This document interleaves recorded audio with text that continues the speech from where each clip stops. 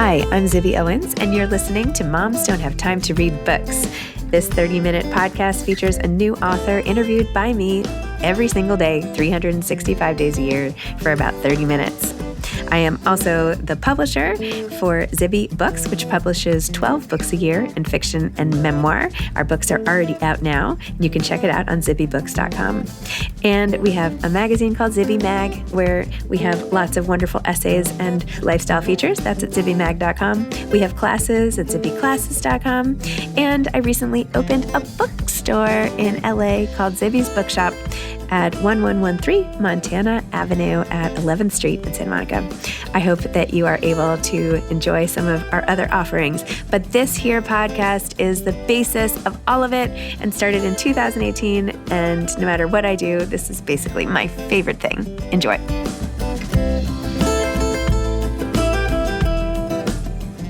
Tara Conklin is the author of Community Board, a novel. Tara was born in St. Croix in the U.S. Virgin Islands and raised in Stockbridge, Massachusetts. She's the author of the New York Times bestsellers, The Last Romantics, and The House Girl. Welcome, Tara. Thank you so much for coming on Moms Don't Have Time to Read Books to discuss your latest novel, Community Board. Thank you, Zibby. I'm so happy to be here. Can you please tell listeners what your novel is about? Yes. Community Board is the story of a somewhat hapless heroine, hapless at least at the beginning, Darcy Clipper, whose life falls apart when her husband decides to leave her rather unceremoniously for a professional skydiver whom he met on a corporate team building event. And she returns home to her hometown to be sort of nursed back to emotional health by her parents, only to find that they have moved to Arizona without telling her. So it's really the story of the prodigal daughter returning to her kind of place of safety and finding that everything has changed and she needs to rebuild herself, rebuild her life, and rebuild her community. And that is Community Board. Amazing. What that doesn't say is how funny it is. Like, you're so funny. It like the sense of humor in all of it. Like they sell roach clips or something across the street. And she's like, what? Well, they're like, it's legal here, Darcy. It's okay. And she's like, it's like, not in Arizona, but your dad has his ways. Like, I don't want to know. I had a lot of fun writing it. I mean, I wrote it mainly during COVID when I really needed something. We all needed something to laugh about. And so I was like, okay, the world is falling apart. My children are at home 24/7 doing remote schooling. Like, we're all going to die. I'm just going to write something that makes me giggle at the screen, at least for an hour or two a day, rather than doom scrolling and, buying masks online. I feel like at some point there will be, if there hasn't already been, and I just missed it, some sort of like deep dive into the types of novels that came out of the pandemic. Like, what were they writing? Do you go like funny? Some people went like deep into their own lives or like the most depressing. And, so I love this. Yeah. You're like watching people's coping mechanisms in real time. Totally. And I mean, not just novels, just like all the art that's been created. Yes. Bo Burnham had a thing on Netflix that he did totally during COVID, like all by himself. I don't know if you saw it, but I thought that was really sort of a brilliant use of quarantine time. But yeah, this was my attempts to make sense of everything. And I wanted Darcy, so I really wanted to examine what was going on with me and with my friends and with my kids during this period of time, but I didn't want it to be a novel about COVID. So that was why I set the entire thing in the year 2019. Don't mention COVID once. And it's funny because sometimes I think some people who read it, that I gather from some of the Goodreads and Amazon reviews that I have accidentally read, they don't necessarily make the connections to COVID until they read my acknowledgement section where I specifically say, like, this is a novel that came out of COVID. And which I find is interesting because when I was writing it, I was like, oh my God, Tara, you're being so over the top. This is like the connections are too obvious and maybe you should, lighten it up a little bit. So that I found interesting, that this kind of isolation, this period of isolation that she goes through really was intended to mimic a bit of what I was going through and my friends were going through during COVID. Wow. All the weeping. All the weeping. Yeah. And the food and Yeah. And I mean, just that emotional, like the emotional landscape of, having every single thing in your life change in an instant. And what do you do? Like, what can you do? And there's, the retreat, the emotional retreat of like having to kind of protect yourself and just living with fear and anxiety. And then gradually as Darcy kind of comes out into the world again, which I feel is still kind of happening, like book events and dinner parties and school things at my kids' school. And those things are still like, I feel like people are still kind of working their way back into normal everyday interactions and relationships and like the social anxiety of looking people in the eye again, and like it's there, it's still happening. well, you also touch on in such a funny way the whole enabling culture of parents sort of, hand holding kids for too long and the Yeah, series of all the things they let her kind of quit, right? From college to now, of course, I can't remember, but just like the series of yeah, things that are yeah, like, no, you're fine, come yeah, home from camp, do whatever you need. Till like all of a sudden you try to come home from life and you can't. yeah, exactly. And yeah, I mean, I feel like Darcy is sort of the quintessential like participation prize person. Like at least at the beginning, like she gets her participation prize and she's like, and her parents have definitely, I mean, she's sort of a coddled only child, and her parents have really propped her up her entire life.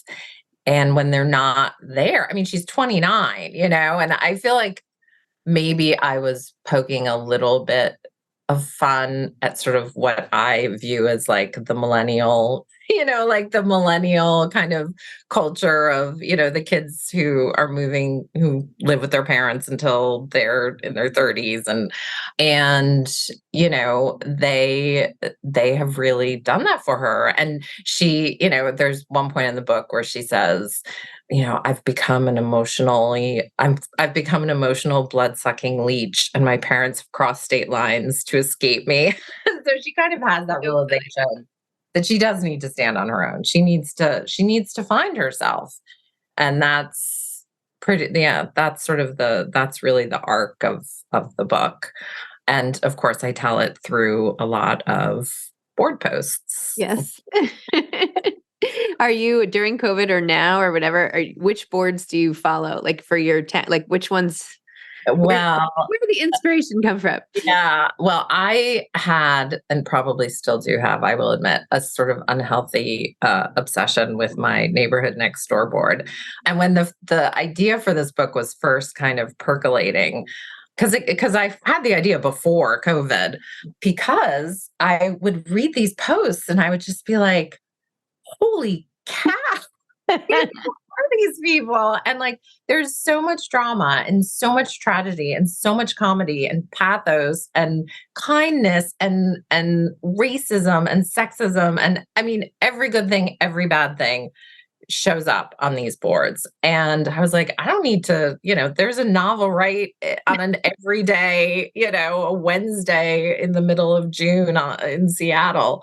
So I have my next door, and then I also am on a group called Madrona Moms. Madrona is my little neighborhood here in Seattle, and those are the two main ones that I kind of lurk on, and every once in a while sell an old couch or something. But it was funny when my friends found out that I was writing this book. Everybody was sending me their favorite posts from their neighborhood message board. So I was getting stuff from like Menlo Park and the Upper East Side and, all over, all in Chicago and Austin. And so I have quite a collection at this point. So funny. Oh my gosh. My husband is still, I unsubscribed, but my husband still follows our next door one in LA. And he was like reading emails at a traffic light, which of course he shouldn't be doing, but he was like, scrolling, and he happened to like look at the thing, and it was like, I've lost my pet owl. And he was like, who has a pet owl? And then he like put the phone down, looked up, and literally right in front of him in like another part of LA was this owl. And he's like, oh my God, is this the owl? And like, what am I even supposed to do with this? Like, what am I supposed to do? That's hilarious. That is really, I mean, you can't make it up. Like, make it up. I know. He's like, do I write back on the board? Like, do I try to capture the owl, or I don't know. So yeah, you can't make this stuff up.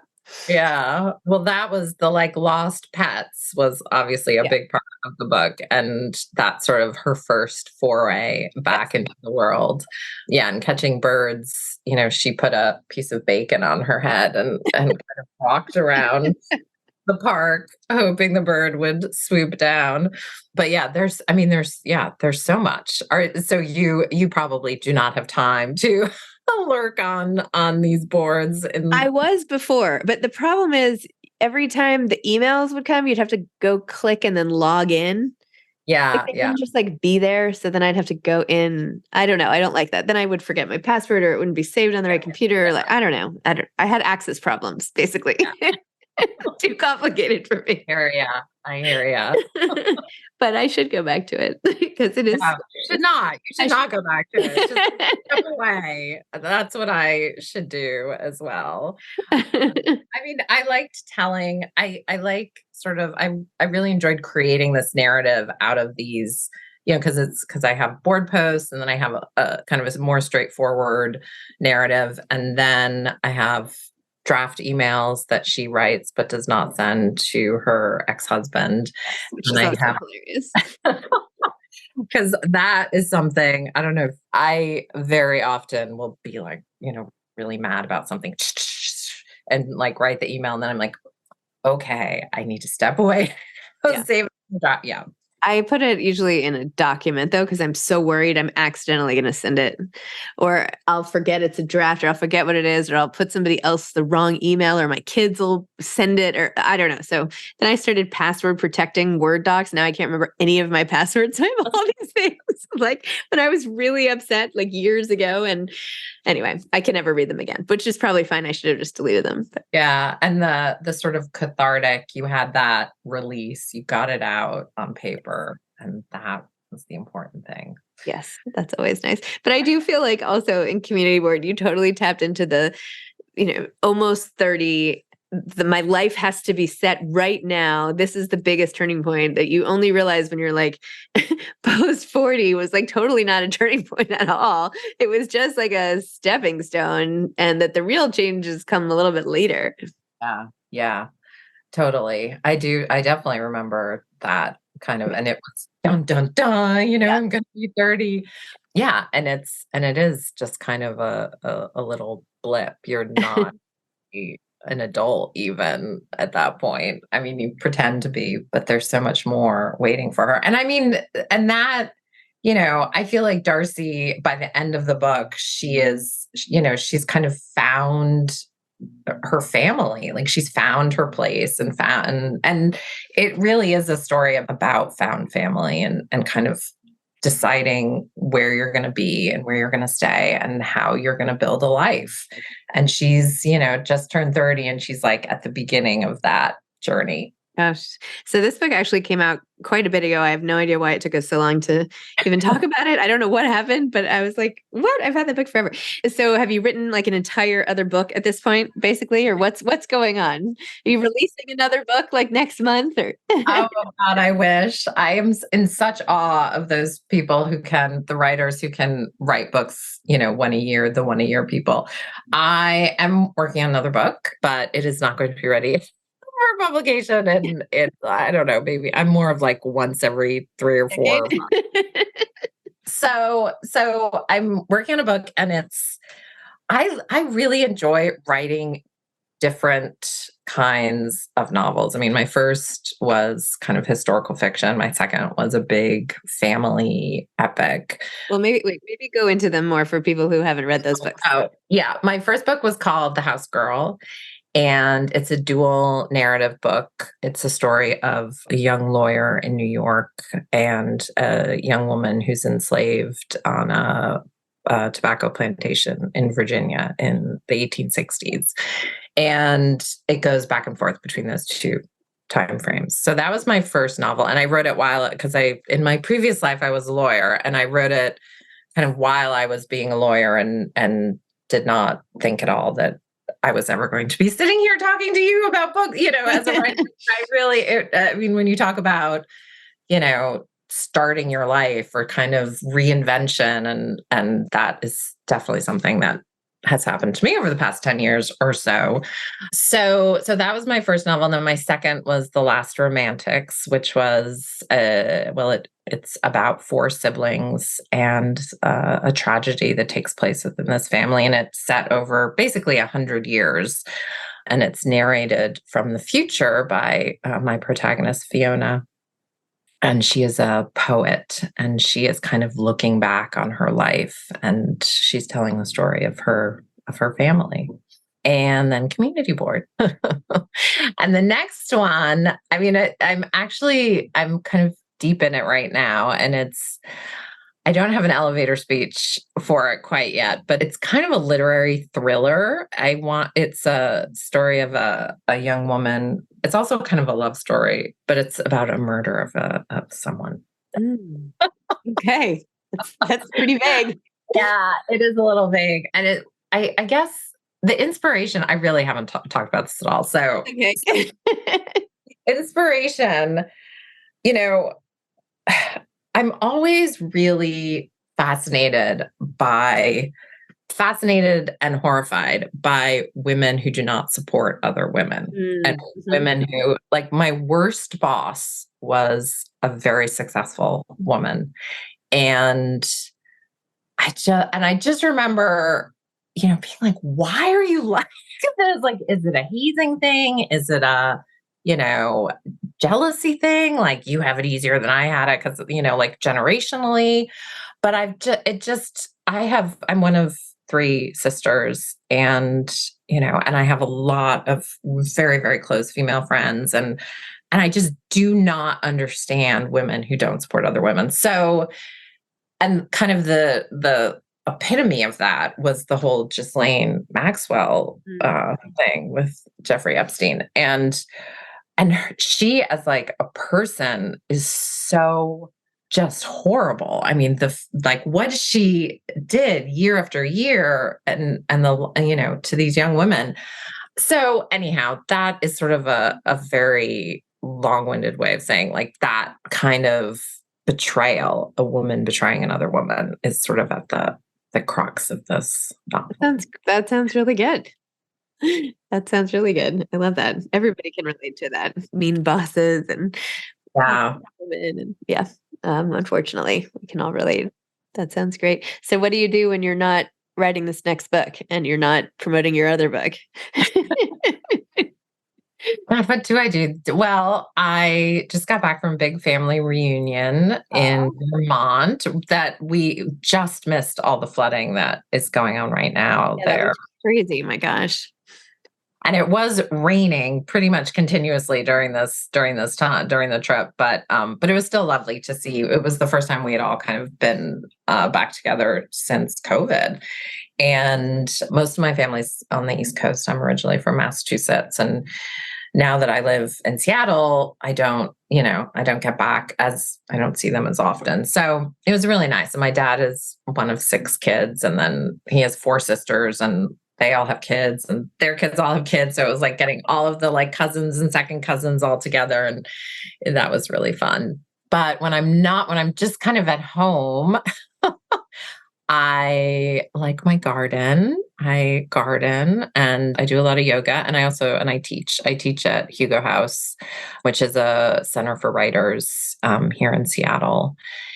And I also work with some private clients on manuscript development. And I do kind of some ghostwriting on the side, like political ghostwriting, using the other side of my brain, my writerly brain from my law school days, my lawyer days. And I play with my dog, hang out with my boyfriend, hang out with my kids. Well, my oldest is applying to colleges in the fall. Oh my gosh. It's freaking me out. So we've been doing a lot of college tours too. My son, who's 16, was literally like, so next summer, are we going to just like tour colleges the whole time? Like, should we plan that? I was like, oh my gosh. Don't talk about it. Just I know. Then I was like, oh, I have a great idea because I have a novel coming out in March. And I was like, this is perfect. We'll go on like a joint college book tour and I can do all my bookstore events. And he's like, in the colleges? Like, no, go. Like, I don't want you to do anything in the colleges I look at. And then I remember how little I wanted my parents to even like speak on our tours. You know, I was like, don't say anything. Just don't say anything. totally. Oh my God. Every time I ask a question, I feel like my daughter kind of shoots me a dirty look, you know? Someone told me this year, like a couple months ago, and I feel like, of course, I'm already behind, which is totally the case with parenting all the time, that the advice comes too late. And by the time I hear it, it's too late. But anyway, that you should be looking at colleges. Like anytime you go anywhere with a kid, you should like run them over to the closest college. You know, like I was like, what, like you're on a family trip to, you know, wherever, LA, like go to UCLA, go to USC, like go on the tour, no matter how young your kids are. And I'm like, oh, okay. Okay. Yeah. Another thing to put on the list. No way. No. Yeah. That is horrible advice. Sorry. Okay, good. Because I didn't do it and I'm already behind. Oh my God. And it's stressful. It's like stressful for you. And also it takes freaking forever. These tours are like an hour long. Then they have the information session. Then you have to go to the bookstore and like buy a sweatshirt. And hey, it's like half a day. Like it's a lot. It's a lot. And it's stressful. I mean, I find it stressful just because, you know, I don't want my daughter to move away and I love having her here. And she finds it stressful for obvious reasons. Cause I mean, it's such a different landscape than when I was applying to college. Like, so, I mean, the acceptance rates are so low. It's like, it's just mind boggling, you know, like 4% of people getting into, you know, UCLA, for example. We went to look at UCLA and it's nuts. So, yeah. I do feel that the expectations, though, have shifted. Like, I feel like enough people have kind of gotten the memo, like it's impossible to get into any schools. Like, so just go anywhere. Like, just do well. That's like when I look at resumes, you know, for whatever, I'm like I literally do not care about the college, but I'm like, but how did you do? Like, you graduated Phi Beta Kappa from any school in the world? Okay, come talk to me. You know? Yeah, that's good to hear. Yeah. No, I think it has shifted also with the cost being so crazy. Yeah. It's like, you know, our kids, you know, kids haven't, you know, even if you get into one of these schools, then you have to find a way to pay for it. And then if you're graduating, you know, with however much in debt, like that is a huge, you know, that's a huge burden. So yeah, I mean, right now I'm like, just trying to get my head around the fact that, you know, she's not going to be in her bedroom every night. Like, I'm not going to, yeah. And she has I have 3 kids and my younger are both boys. And she is like such the calming presence. Like the boys are always kind of sniping at each other. Not always, but they definitely have more of a like antagonistic relationship. And she is always very calm. And so yeah, I don't know what's going to happen when she flies the coop. So you mentioned a boyfriend. So do they ever go to your, are you divorced? Is that what happened? I mean, do they ever go to your ex? Or? Yeah, I got divorced about 10 years ago. Like the reinvention was everything. And we do 50-50. So, and he lives with his new wife about, I don't know, 5 minutes from here. So it's very easy and they can walk between houses. And at this point they're, you know, it's been long enough that they're pretty accustomed to it. And yeah.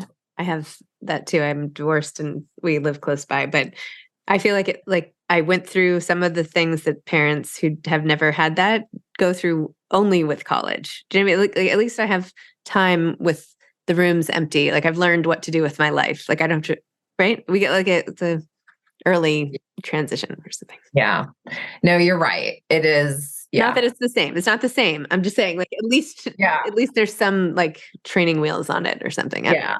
No, you're right. And yeah. And because, at the beginning, and maybe you had this when you first got divorced, like when the kids would go to their dads, I would just be so sad and so left. Oh my God. And then over time, you just kind of you get used to it. And then you're like, oh my God, I have all this, like, I can do so much stuff. Like when the kid. Yeah.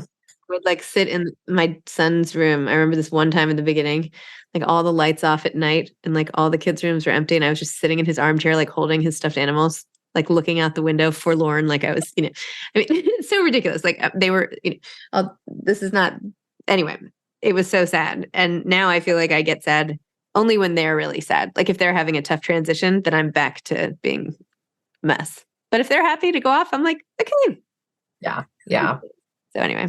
Yeah, adjustments. And I mean, I do think I am a big proponent of quality parenting over quantity of parenting. And I do think that I am a better parent because like I get those breaks, particularly when they were younger. I mean, now, as teenagers, there's a lot less, or at least I mean, I was going to say there's a lot less parenting involved, which I don't think is true. It's just different kind of parenting. And yeah. I interviewed J. Ryan Stradle. Yeah. And he was saying that with his wife, they have a 3-year-old, they have different divorcee nights on the calendar where like you're allowed to do whatever you want, pretend you're like divorced and like you have a night off. It's like there's something to it. Anyway. Totally. I have taught, so many of my friends are like, God, I wish that I could have 50-50 custody, even though I don't want to get divorced. Like, I wish that I could do this is a whole other discussion, but with like the intensity of parenting today, I mean, it is kind of a miracle that people are able to hold it together without having breaks. And I think, it would be good for relationships, good for the kids to just have a time when you can step away, like a regular time, not, oh, there's this one girls' weekend in 2 years that I'm going to go away for, Oh my gosh. Well, sorry, we seem to have like completely shifted away from community board, but it was lovely getting a chance to chat with you. And I know I was in Seattle for Andrea Dunlap. Do I obviously know her. Yeah. Like you blurbed her book or something. Didn't you? Yeah, I loved her book and I love her, where we have lunch and coffees and wine all the time. Yeah. All right. Well, if I'm ever back in Seattle, I would like to Please do. Yeah. barge in on that drink session. Yeah, please do. It would be wonderful.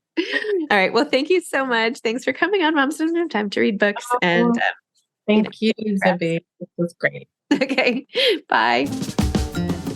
Thanks for listening to this episode of Moms Don't Have Time to Read Books. Don't forget to follow me on Instagram at Zibby Owens and at Moms Don't Have Time to Read Books. Also sign up for my newsletter at zibbyowens.com and sign up for my virtual book club and meet lots of authors on Zoom every other week. Thanks so much to Steve and Ryan at Texture Sound for the sound editing. And thank you to Morning Moon Productions for providing this fantastic intro and outro music.